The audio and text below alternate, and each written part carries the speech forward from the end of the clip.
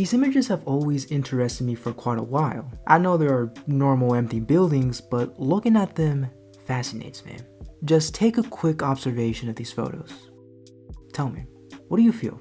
Could it be sadness, nostalgic, or even dread? If you have felt any of these emotions or anything close to that, then you're like the rest. A majority of people have sensed the same feelings that you, I, have felt. These pictures that you've seen, and plenty more that are similar, come from a popular aesthetic called liminal spaces, where its focal point is compiling photographs of occupied areas that are vacant from the late 20th and early 21st centuries. Normally, there are malls, office buildings, school hallways, airports, or any social place. This emptiness looks eerie but simultaneously familiar. It is a media that originated from the Backrooms, a creepypasta that focused on an image of an uncomfortably desolate office room. It quickly turned into a well-known meme that is famous to this very day. Both of them became prominent in internet culture with pictures, videos, or journals related to it. What we're going to do is follow the history behind this phenomenon and answer a few questions, like how did it get popular, what makes it unique, and what activates that familiarity within. So, get something comfortable and relax. Not too relaxed though, you might end up somewhere you don't want to be. Nah, I'm just fucking with you. Just get cozy as you look the backrooms and liminal spaces taking over the internet.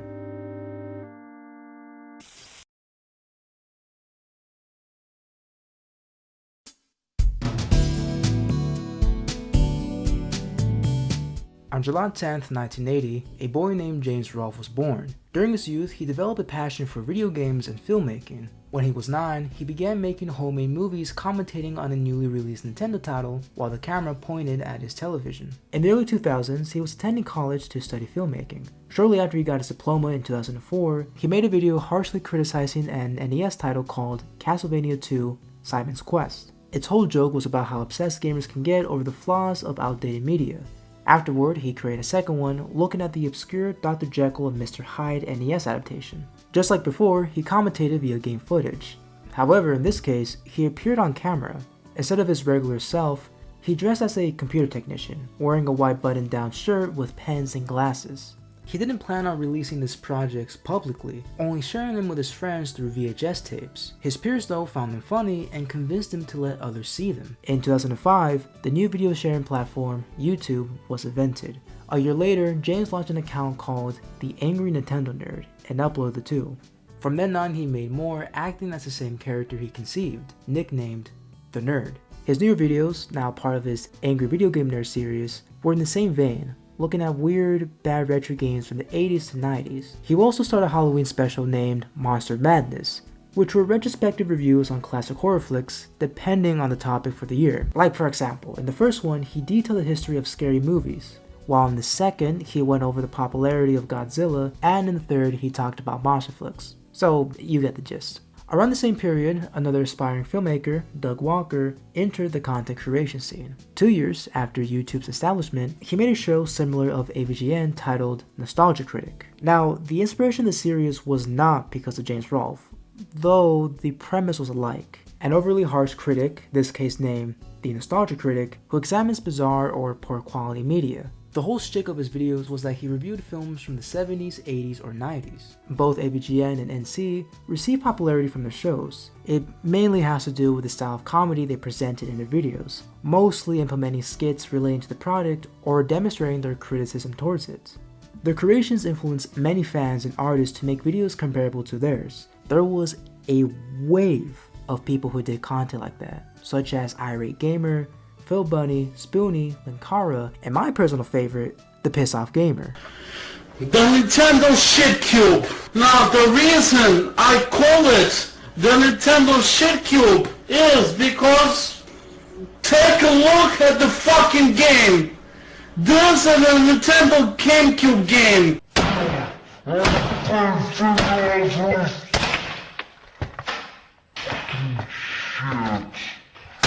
In the years 2004 and 2005, the website Newgrounds popped up. It was originally a magazine in 1991 dedicated to the Neo Geo console, which was uploaded by a 13-year-old Tom Fulp.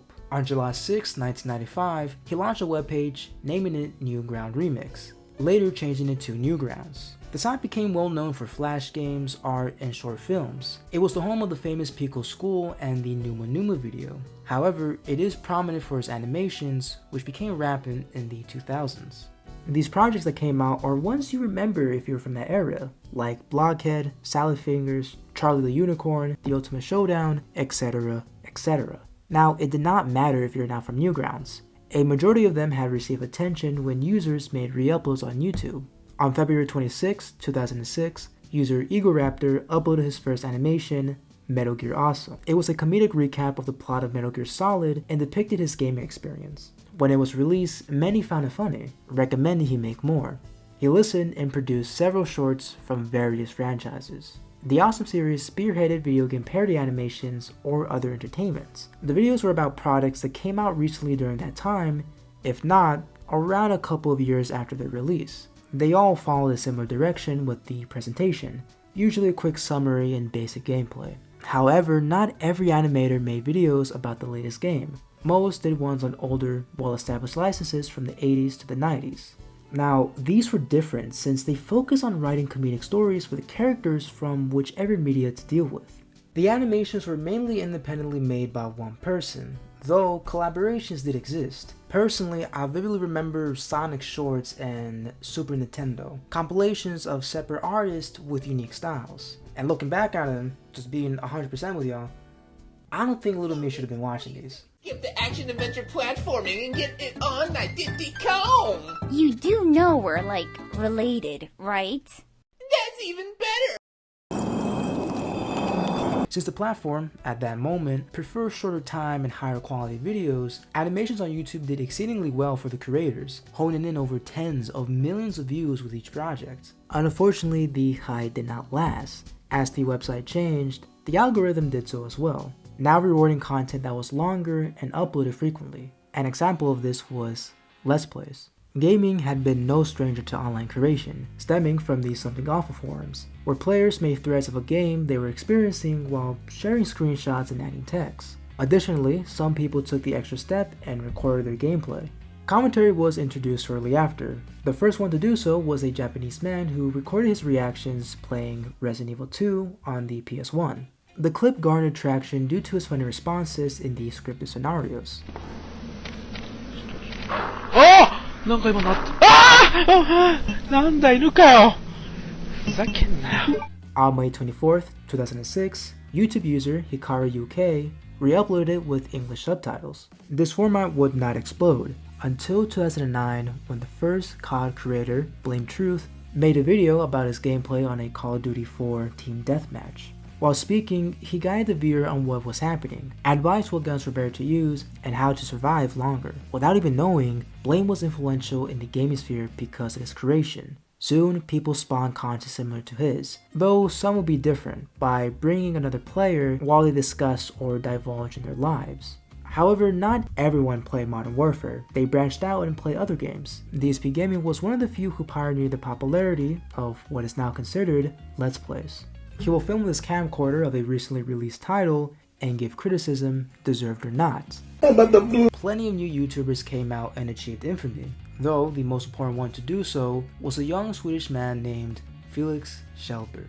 Initially, he had a channel called PewDie, but he had forgotten his password and opened his new PewDiePie account. The content was the same, except for the occasional Minecraft playthroughs. That would change. On Christmas of 2010, he uploaded short clips of him getting scared of the terrifying indie game Amnesia: The Dark Descent. Eventually, he got around to doing a full playthrough and completing it. His style would change when he put his face cam to demonstrate his emotions. Of course, he was one of many to do these videos, though his camera was a new detail. His innovations will quickly be proven to work when new viewers tuned in to witness his over-the-top reactions. With that, as well as him doing videos consistently, he instantly became a star, making gaming a profitable and recognizable genre on the platform. Let's Plays became a common path for aspiring content creators to take. These gaming videos were primarily about them checking out a new game, horror-related or not.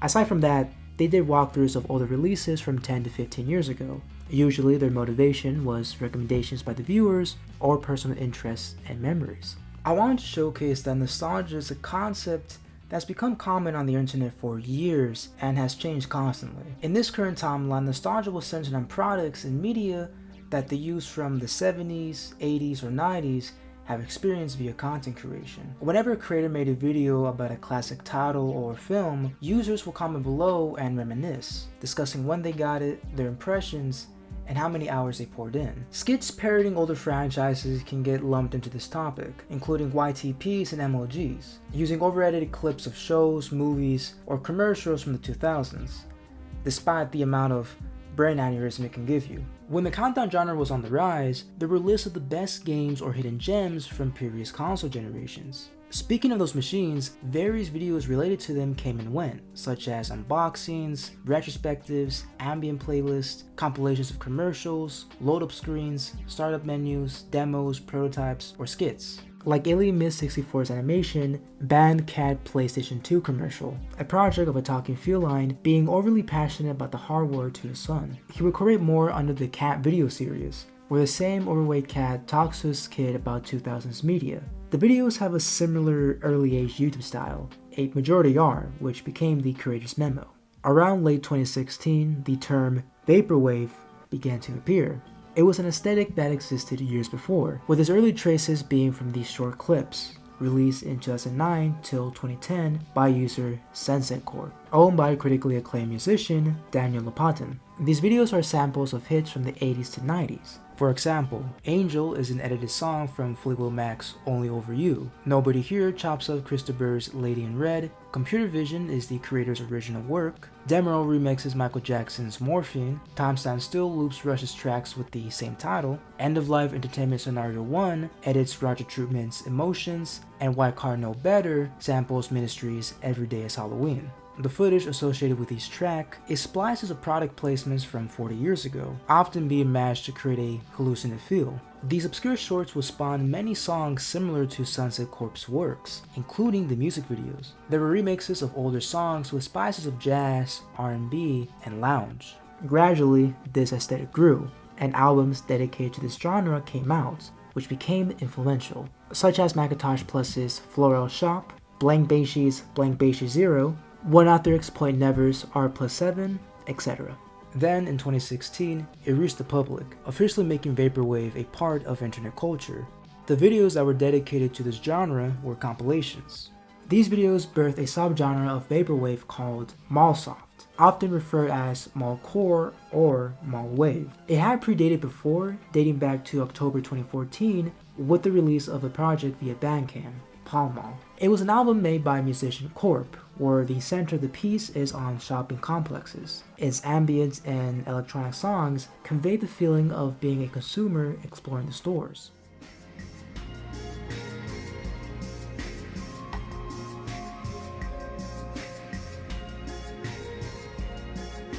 His work received praise in the indie community, reaching 24th place for the best vaporwave album. When the aesthetic grew, so did Pall Mall. During its peak, Corp made 3 more in a similar fashion. Returning to mallcore, it would not get its name until 2016, when the previously mentioned videos popped up, quickly becoming an aesthetic. Images began appearing. There were photos of vacant buildings with squeaky clean floors and colorful lights, sometimes coming from albums, having edits with Japanese text. What is interesting about this topic is the type of nostalgia it activates and the eerie feeling it brings along. Let's talk about its uneasiness first. Again, let's take a closer look at these pictures. You feel a sense of discomfort while examining them. Their emptiness does not sit well or appear to be ordinary. At one point, these areas were important in social hangouts. Due to the success of online shopping, it was no longer convenient to go inside these districts anymore. Slowly, its importance diminished. Nowadays, these sites remain untouched or shut down. But as we discussed, it does hold sentimental value to it. However, it is not comparable to the earlier ways of reminiscence. The subgenre gave a unique sensation of exploring these magical districts, such as remembering browsing the various stores, ordering at the food buffet, or any other activity you did inside. Instead of the nostalgia we've been examining since the beginning, where it's centered on video games and movies, it focused on sharing personal, forgotten memories of their past. That trend will carry in 2017. YouTube clips of music hits from the 80s, 90s, or 2000s played in empty areas appeared. Initially, the songs were to accompany decrepit malls, but slowly a variety emerged. Users started to place many recognizable tracks in abandoned, closed stores, houses, big rooms, etc. At the start, the names of each one were insert tune in a picked place. However, that changed with the captions setting up in oddly specific context. The setting was formed by choosing a song, whether it was modern or not, during a time, place, and season. These ideas were to make the watchers reflect on a memory or help them feel immersed in that created reality. This genre continued being active, eventually transitioning to the POV ASMR, memes of an absurd, made-up event happening to the listener. Not all went to that route. There were people making what we described earlier, which sooner or later became well known. YouTuber Ray Chip will find success in that period. His content consisted of placing a photograph from the early 2000s and 2010s. Most of the time, a screenshot of an old media gets plastered. If not that, he organized a selection of things from the past 2 decades. The titles in question would set up specific scenarios that millennials or Gen Zs have gone through. The most popular video on the channel was called "Your Family's Asleep and You're Playing Minecraft on a Cool 2012 Summer Night." That clip will be influential with the resurgence of Minecraft down the line and will spawn more POVs like that. These creations make the viewers sentimental about the past, but those emotions get triggered beyond the media. They usually felt this way because of the events displayed and how quickly they could remember their moods, actions, and surroundings. Its comments often mention how relatable the POV is, sharing stories of their youth, what was important to them, the lack of responsibilities, yearning for those times again. While others are similar, some get personal, with discussions of broken friendships, relationship issues, lack of self-love, and other divulges, having a mixture of good memories and sadness about what could have been. Again, just like Traumacore, the images used are vacant rooms. Taking a closer examination, they're unnerving, giving off the feeling of waking up and being alone without your parents. It will only be a matter of time before someone will spin that loneliness into horror.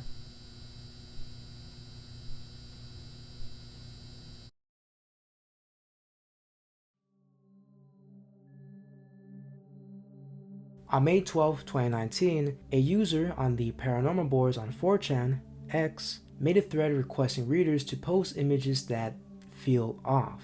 Along the side, Anon uploaded an example. It was a photo of an empty, carpeted office with all yellow wallpaper and fluorescent lights. The next day, a 4chaner wrote a short story related to that said photo, which read, "If you're not careful and you no-clip out of reality in the wrong areas, you'll end up in the back rooms, where it's nothing but the stink of old moist carpet, the madness of mono yellow, the endless background noise of fluorescent lights at maximum hum buzz, and approximately 600 million square miles of randomly segmented empty rooms to be trapped in. God save you if you hear something wandering around nearby, because it sure as hell has heard you."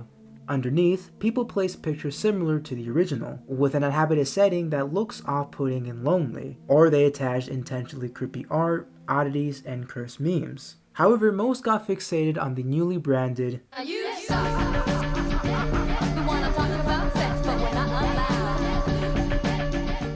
so much so that shortly after, there were 3 dedicated subreddits, which were r/backrooms, r/truebackrooms, and r/thebackrooms. These boards shared the same interests but were distinct. In r/truebackrooms, Redditors shared images that imitated the well-known photo. Meanwhile, r/backrooms centered on the infamous office building and were reposting memes related to the topic. r/thebackrooms was a mix of both community forums. Despite the differences, the hubs had discussions about this urban legend, with conversations about its lore, levels, and possibilities of being stuck inside. Speaking of which, the initial concept was that the backrooms was a place that could switch between dimensions. While teleporting into the unknown reality, you end up in the mono yellow vicinity, nicknamed Level 0. The current area is spacious, endless, and repetitive, which could drive a victim into insanity, where most have died from starvation or something else that is with them. However, you can progress into another stage if you survive for 4 days. In doing so, its lights will flicker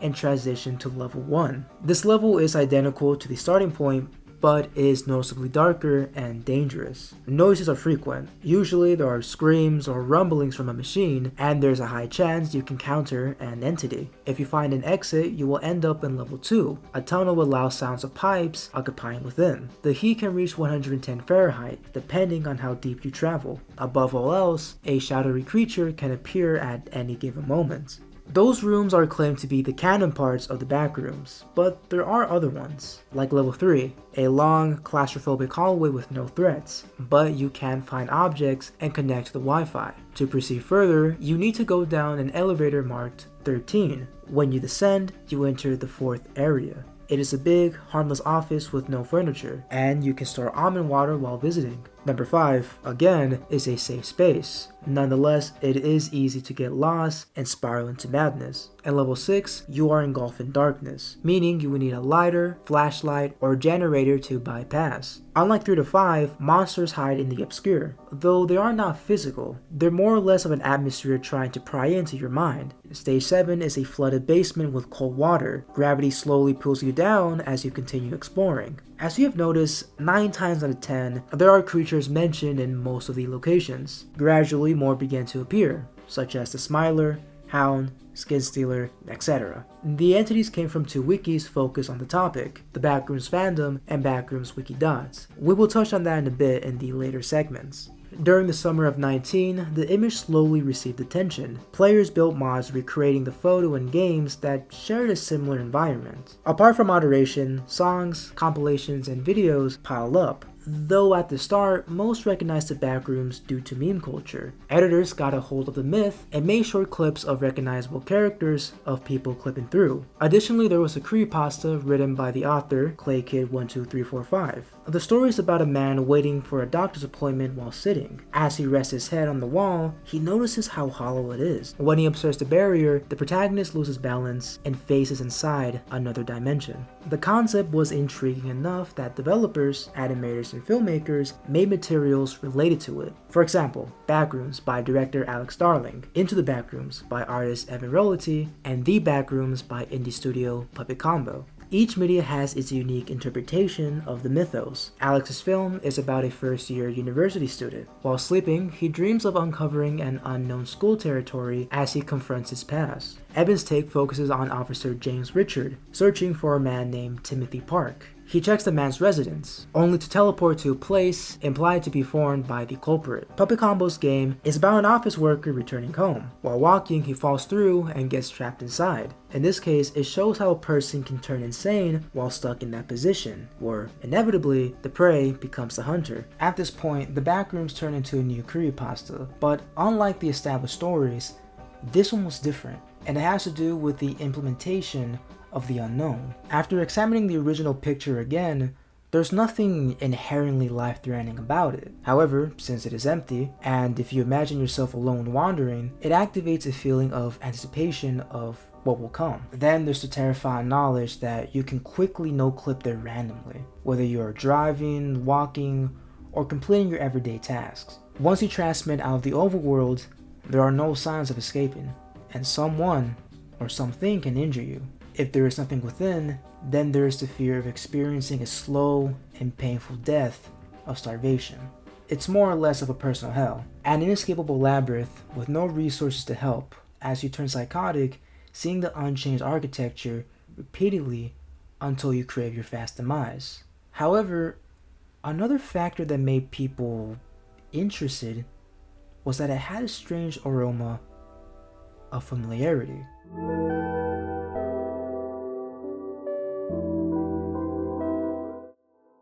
There had always been comments about how the backrooms looked familiar. Writers often discussed childhood stories, waiting for their parents at work, swearing that they had been in that room, further describing how outwardly and uncomfortable their position was. Now, of course, only some users share the same story. However, they do specify different situations but similar outcomes. This bizarre sensation of nostalgia will become prominent with the descriptions of the urban legend, with questions asking why observers resonate with it. 3 months later, a subreddit was created, titled r/Liminal Spaces. Liminal originates from the word liminality, a psychological concept of transitioning from one place to another in which new changes develop. It is also related to a sensory threshold, where it's the quote-unquote, the weakest stimulus an organism can detect a sensation. Plenty of definitions and types of liminality exist, though in this case, it's about architecture, specifically places of large capacity that can travel between other destinations. Examples of these spaces could be airports, hallways, streets, malls, hotels, or any area considered a non-place, which is an ideology that those types of buildings hold no significance to us since we walk by them with strangers regularly, often having no social interaction. This board in question focuses on those ideas, sharing photos of locations that fall under those notions, but it heavily concentrates on its nostalgia factor, with mixes of feeling uncertain and lonely. The forum was similar to other existing ones, like r/backrooms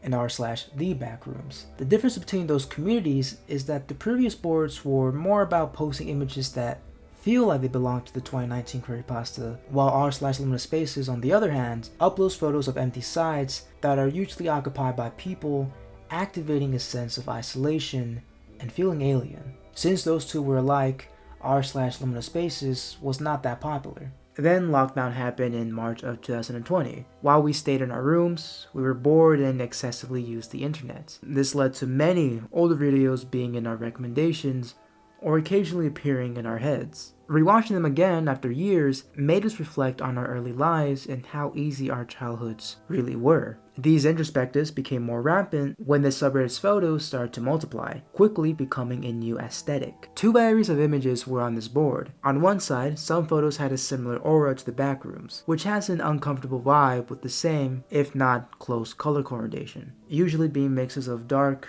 light green, dark light brown, dark light yellow, dark light blue, and light gray. If levels were added to the myth, they will likely use those respective pictures. On the other spectrum, some images separated themselves from the tale and had a unique identity. Instead of photographs that fit into the legend, several took place in areas millennials or Gen Zs have been through during the 2000s or early 2010s. Of course, the backrooms shared that sentiment, though this time it did not pay attention to one location, but various. Ones that you've been through, ones that you recognize, or ones that you feel a sense of uneasiness. However, there are times when people post images not only from reality, but also strange scenes that are uncanny. Most are art projects, the regular eye exams, or oddly placed buildings in an open space. Closely looking at these photographs, you can easily differentiate them from what we saw earlier. Instead of the grainy, depressing gaze we have seen previously, the uploads are bright and colorful, making it seem that it belongs to the 80s or 90s, as well as having a childlike wonder or innocence to them. As we previously stated, these photos are taken by people in actual localities, but screenshots are taken from other media. When it comes to films, users commonly point to American filmmaker David Leitch's works, specifically his project Twin Peaks, which has several scenes considered a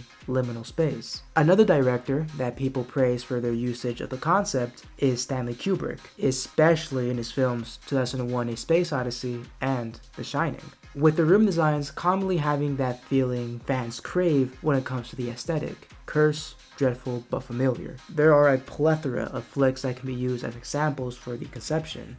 Users would take screenings of video games with a similar vibe to the liminality idea. Media like Minecraft and Gmod are good citations. When it comes to Minecraft, it has to do with the strange world that you spawn in. The earth seems infinite and the biomes are oddly close. For example, if you take a few steps to the right, you might leave the forest and end up in a desert. Above all else, you are mainly alone in this open space. The only things keeping you company are the monsters that appear at night, animals, and villagers that do not share a resemblance to a human being. Additionally, whenever you build something in whichever area, the exterior and inside of the construction are misplaced.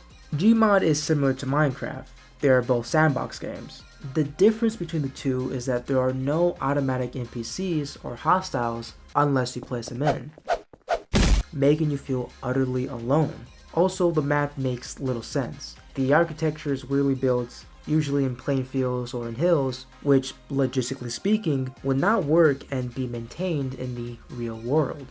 The first two PlayStations and the 64, or basically any old consoles that transitioned to 3D, also fall under the liminal space category. Unlike the two titles, there are things to accompany you during whichever task you complete. However, the level designs are effective enough when exploring a section by yourself, it activates that surrealism. Horror franchises like Resident Evil and Silent Hill are infamous for their stages, succeeding in making stages bizarre enough to continue making the players feel uneasy, even when there is no danger.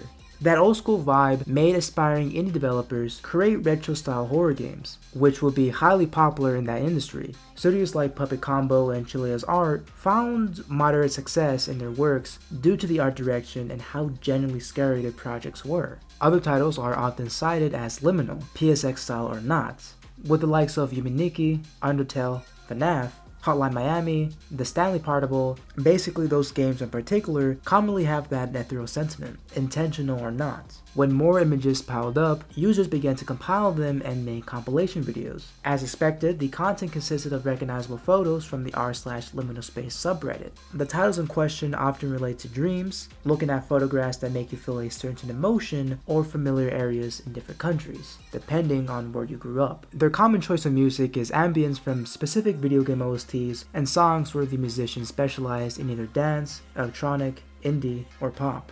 Inspecting the comments, you will see people imploring that they have been or at least seen the displayed places, giving accurate details on their memories, revealing what they were doing, the texture of the nearby furniture, the scent of the room, and their moods while in that specific location. Just like Braid Chip's previous video, there are personal statements about how much they yearn for their childhoods, regretting how they wasted it or lacked an appreciation for it. In the addendum, there are mentions of their trauma, which leads to discussions of isolation and self-pity. Returning to the word liminality, remember when we discussed that definition was about transitioning from one phase to another? Well, that term does fit perfectly in liminal spaces since the pictures are commonly related to our youth, a phase that most of us have experienced. Said phases can go by in a flash, in which we do not pause and reflect on them. However, when we do, many emotions can arise and could affect our mental health. Studies by Forbes Health and Very Well Mind touch on this concept via their articles. The pieces discuss how we are in liminal spaces in our everyday lives because we are constantly heading forward and entering new chapters. It cites two examples of this, the physical and the psychological.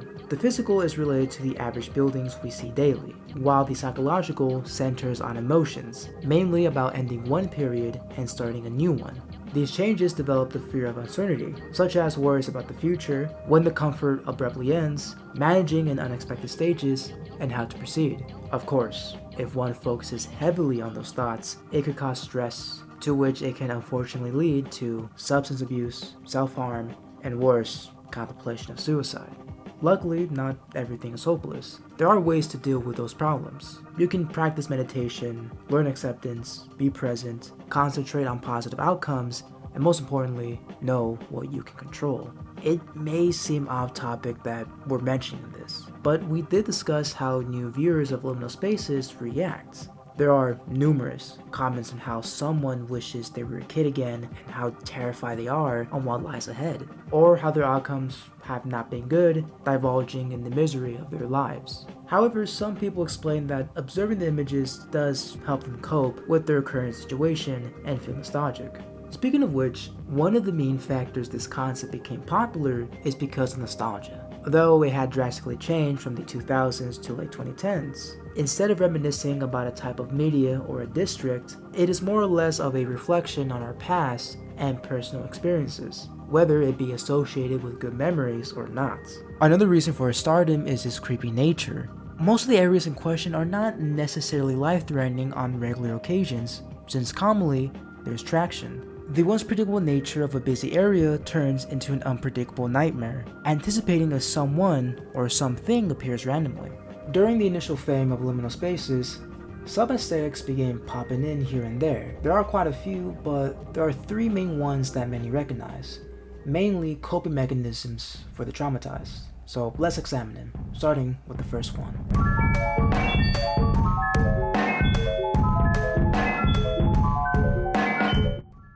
In 2018, a Tumblr user who went by Jamie opened their account and posted this surreal image. a picture of several misplaced houses in Green Hills. Around late 2020, people who stumble on that post made photoshops in similar vein. Later, the style received widespread attention and became an aesthetic called Dreamcore. Dreamcore is the most well known in this category. Even if you were unaware of what it was, you have at least seen some of these displayed pictures, which consisted of an extremely bright, unnatural setting and mainly had a fantasy-like aura. The surroundings occur in nature, where the buildings are placed in an infinite field. There are times when the environment is inside, where it seems it goes on for infinity and is disorganized. If not, it is a strange mash of the outdoors. The visuals are present are usually clouds, rainbows, orbs, and creatures, and the texts that are displayed are nonsensical, but there are ones that wonder about their situation and how to escape. Due to the influx of these images, fans made compilations. The mass audience shared a common feeling of nostalgia, swearing that they have been to or dreamt of the shown areas. These sentiments are accelerated when someone arranges a music playlist where the tracks have a dreamy vibe. The song choices come from the classic vaporwave, soft rock, or electronic genres. Video game OSTs are also applied regularly. There are titles that have an art style or even stages with parallel characteristics. Even set of games are used in compilation videos, especially Yumeniki, a series about a young girl named Marusuki who goes on an adventure in her dreams. The stages consist of mind-altering platforms that increasingly become more dangerous throughout the playthrough. It also alludes to sensitive topics such as depression and isolation. Omori is similar, though the level designs are brighter and take a darker turn with its plot. With its popularity, there are albums, games, and surprisingly enough, OCs related to it. The characters consist of normal human bodies. However, the way they dress is peculiar. They often wear colorful blouses, skirts, sweaters, jeans, and shoes. Sometimes the uniforms can be oversized. A noticeable characteristic is their heads, which could be replaced with the following objects: a giant eye, old TV, plants, or a regular sized skull, with the distinctive facial features, like multiple sets of eyes, large teeth, bandages, etc. You can find them on DeviantArt, unsurprisingly, and TikTok, mainly with the cosplayers. Dreamcore appeals to many people, mainly those born in the early to mid-2000s, due to the heavy inducing nostalgia that is implemented, reminding them of simpler times. It gives you a fuzzy feeling when observing any image. Instead of feeling dread when reminiscing, there's a feeling of hope, appreciation, or acceptance.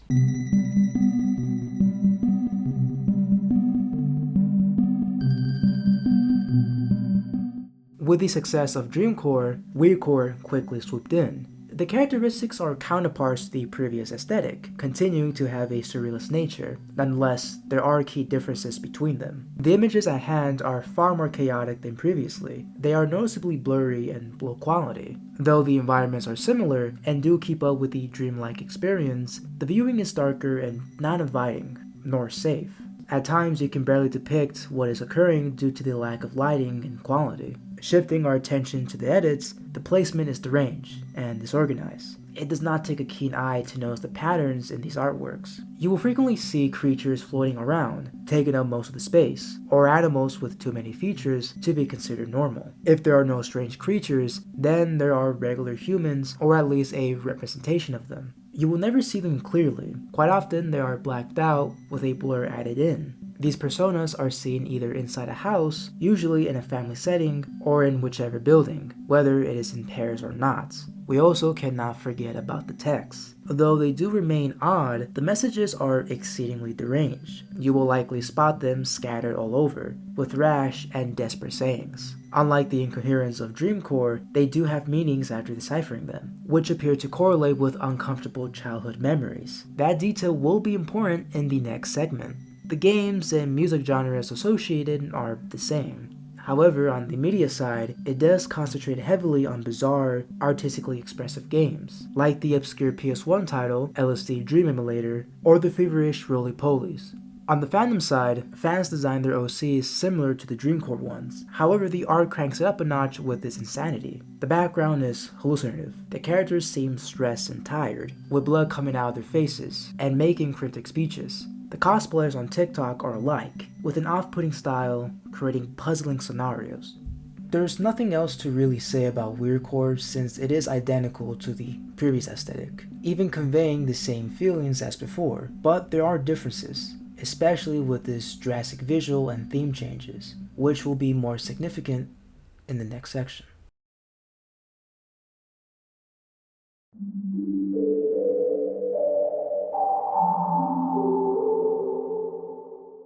Unlike the other two aesthetics, Traumacore is notably distinguishable. The fever dream experience does remain, though, through a quick examination, you can tell that the somewhat innocent style has been removed in the place of an uncomfortable vibe.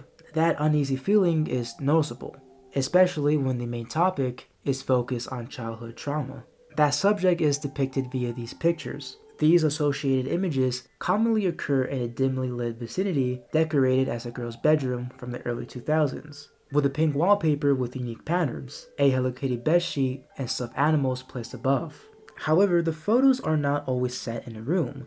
Sometimes they are decrepit, abandoned buildings, or outside an inhabited house. The edits are peculiar. Beforehand, they Photoshop odd, mythical monsters to represent cozy fantasies, but in this case, they were brought from other existing materials. The characters added in are stock images of anime women with blacked out, bloody features. Nevertheless, the personas you will spot the most are the anthropomorphic animals from the My Melody series and the Hello Kitty show, which fits with the cutesy but disturbing nature it is trying to present. There are also normal looking people in it, but just like Weirdcore, they are painted to resemble silhouettes. Messages are placed often. Instead of unclear, disgruntled sentences, their wording is straightforward and does not hide their heavy themes. From reading them, you can tell what the poster is attempting to reveal, airing out issues revolving around depression, isolation, suicide, self-harm, eating disorders, and sexual abuse, which reflect on the actions of their abuser and how the victim reacted. Furthermore, there are videos in this aesthetic style made by fans. It recounts the creators' hardships when they were younger, detailing the memory via stock photos and texts that build a story of their unforgettable events. Traumacore appeals to those who did not have a good childhood. It assembles the feeling of dread when expecting the images, with a mix of sadness due to a phase that could have been great but was torn apart because of numerous unfortunate situations that were out of the victim's control. Despite all of the disturbing imagery, it does help someone who has dealt with similar issues cope with their past. It gives them a sense of relief that they are not alone and that other people have experienced the same thing. It is a way to get one step closer to finding solace and moving on with your life.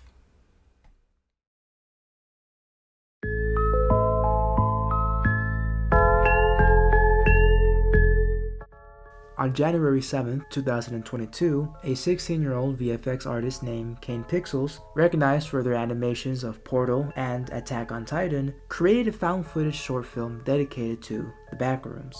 The plot revolves around a young amateur filmmaker directing a movie with some friends. When the cameraman is advised to step back for a wide angle, the faceless cinematographer falls and clips into a vacant office room.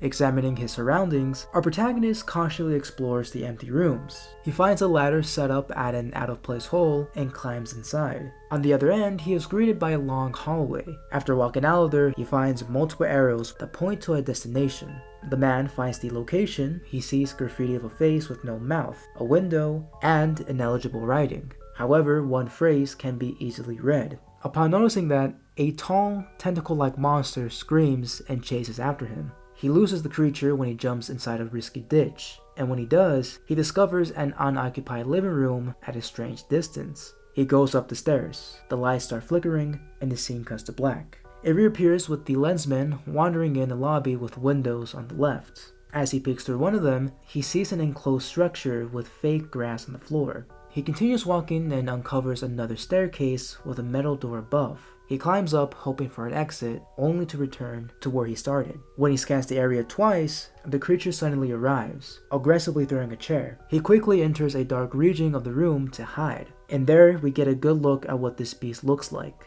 The character descends further into the darkness, where he spots another pit but hesitates to dive in. His doubts are quickly interrupted as the monster lunges at him, mauling him alive. His camera falls into the well and transitions to the overworld, which lands in a stranger's backyard.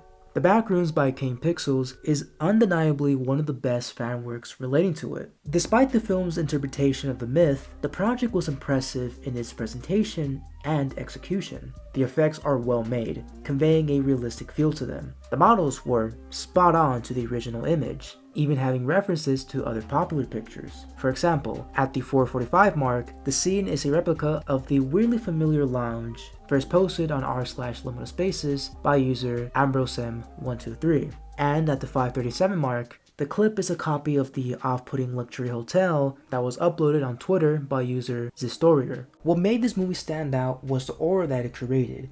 It was eerie, hopeless, and unpredictable. It keeps the viewer on edge to anticipate what is to come.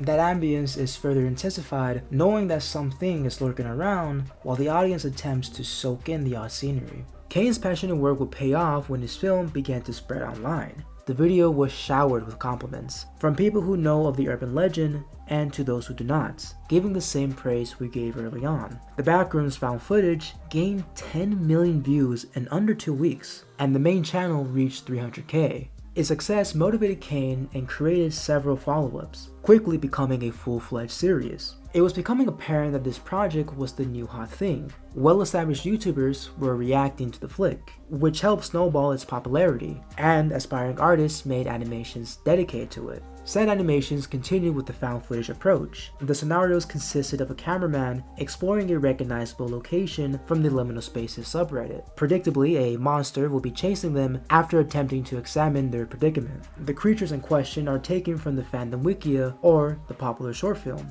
The videos are not always quiet, uncertain, and pessimistic. They can be lighthearted and memeable, with Kane's characters in comedic situations or personalities from shows or games doing whatever they please. Due to the urban legend becoming a viral sensation, new audiences were intrigued by the mythos. This newfound interest conceived new levels and entities for the Backrooms. Now, if you remember correctly, stages and monsters existed during the early conceptions of the tale, where a majority of them were cited from both the Backrooms fandom and Backrooms wiki docs. Ideas heavily used in the fan-made videos have originated from those wikis, such as levels 33, 37, 94, 188, 232, exclamation mark, the end, smilers, hounds, skin stealers, bone thief, splat, partygoers, and the list goes on and on. There are more examples, but you can find them on those websites, where they describe the layout of any given room and detail the biology or behaviors of the entities. There is also additional information about other subjects. The ones you'll spot regularly are objects, organizations, guides, stories, phenomenon, and canons. However, these stages and creatures are the topics that the large masses pay attention to, especially after the success of Kane's works. If the characteristics are interesting enough, someone will eventually make a video about them. This benefited the YouTubers since they racked in views and increased the publicity of the author's creations. The content creators who have found the most success are Bruegel and Built by Gamers. They both make dedicated videos on various oddities from the Backrooms, however they both have different formats. Bruegel centers on a few minutes or hours on a topic, while Built by Gamers relies on a short-form style, often presenting their setup as if it was a podcast. Despite the layouts, the results were astronomical, reaching 1, 5, 10, or 20 million marks. Their contents did help the myth receive additional exposure, but video games were also another outlet for its popularity. Again, games have existed before. Nonetheless, those projects have their distinctive interpretations. In this case, their style is similar, if not inspired by the Kane Pixels series, with the same atmosphere, setting, or characters. Let's Players found these games and post them on their channels, to which they received good attention, making curious gamers or up-and-coming content creators download the original product. You know what, I feel pretty bad, because I feel like we've been neglecting liminal spaces. So, might as well talk about it again. Around this period, the concept had been widespread throughout the internet. Everybody knew what it was, or at least was aware of it. The subreddit reached 300k new members from the beginning of 2022 to the end of the year. Nowadays, the board has 700,000 concurrent users. However, a Twitter account called Space Liminal Bot took over that community with public attention. The page itself is nothing special. It has the same purpose as r/liminal spaces, uploading pictures that look oddly familiar, and are taken from DM submissions or Reddit posts. The peculiar thing about it was that the gimmick had received 1.3 million followers in a year, which goes to show how prevalent it had become. Backtracking to the topic of video games, there were titles associated with the phenomenon that were not correlated with the backrooms. Most of them had 3D models of famous images, where the players explores them while being followed or chased by something. The big years 22 and 23 were both good for the backrooms and liminal spaces. They quickly turned into an integral part of internet culture when it comes to nostalgia and horrorcore. Regarding the horror section, their popularity is identical to that of Slenderman. Their fame is so alike that Kane Pixels immediately landed a movie deal with the prestigious studio A24 to produce a high-budget backrooms film. On paper, what we described should sound amazing. A 4chan urban legend getting this much awareness to the point where an up-and-coming Hollywood flick is on its way. However, some fans were conflicted with this newfound stardom, believing that the backrooms and its whole concept had been ruined.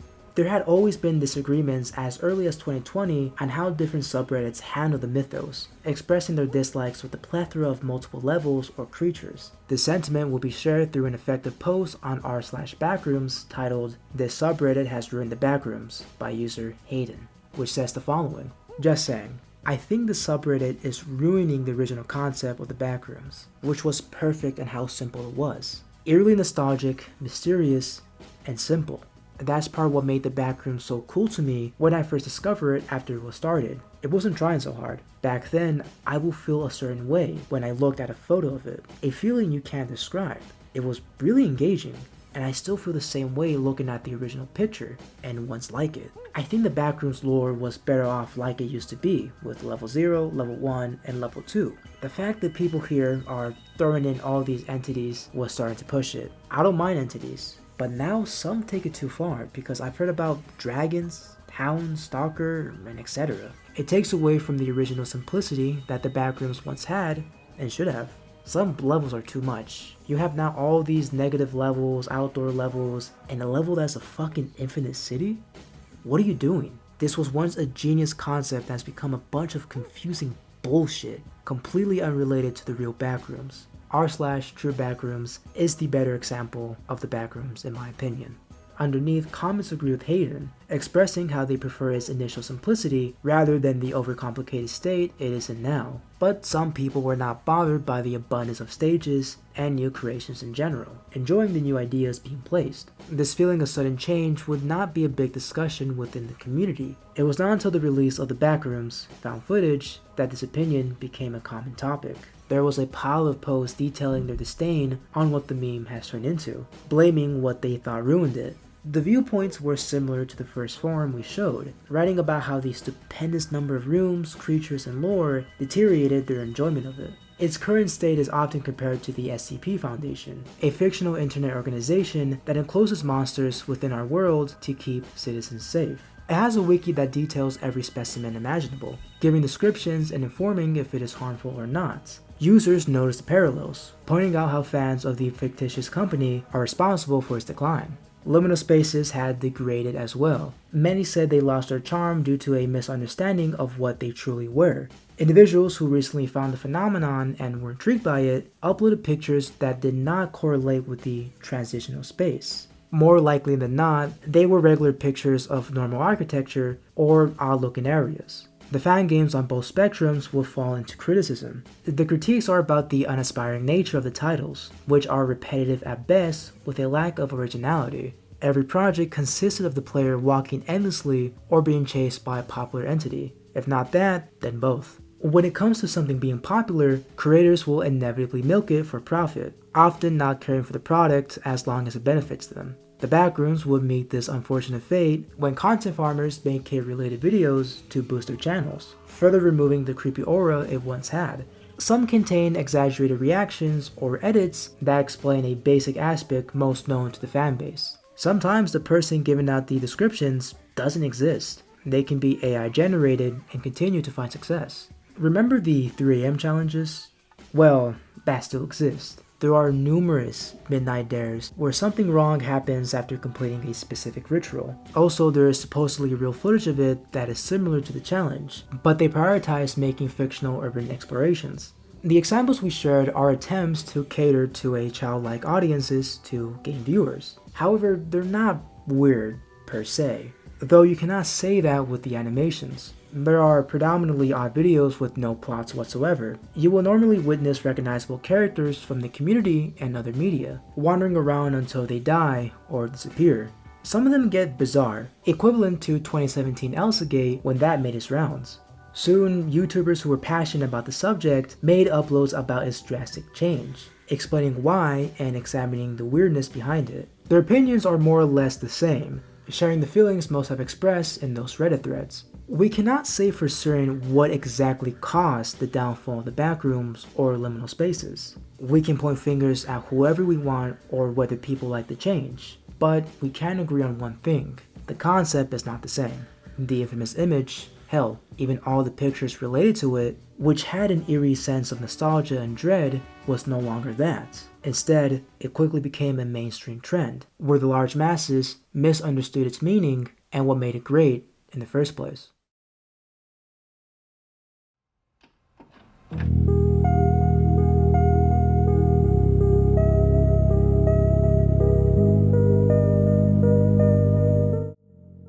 Unlike other creepypastas or trends, the backrooms and liminal spaces are truly unique for their originality and effective use of nostalgia. The strange atmosphere surrounding the OG photo was unnerving but simultaneously familiar. That said, familiarity birthed an aesthetic that was different than others, often leading people to share memories that were far beyond based on a video game or show. However, as soon as it got popular, new audiences began to misinterpret on what made these two mediums special. Fans started to create lore of an urban legend where the whole point as to why it stood out was for its mystique and the hopeless isolation. Then for the aesthetic, users did not understand the concept of liminality and what it actually is. A majority of them took pictures of normal, empty sites. It is obvious that the fame changed both medias quite a bit, but despite all of that, it continues to be an integral part in internet culture. It might even ignite a bigger discussion if that A24 film releases. Apart from that, the fandom still creates art projects, games, and form healthy conversations about it as well. It is safe to say that this phenomenon will not be going away anytime soon, at least for now. Personally, whatever happens next, whether good or bad, will not change my appreciation for it. The weird but comforting sentiment of this trend, where it demonstrated images from or similar to our childhood, is what made me and everybody else an instant fan. Hopefully, that won't change anytime.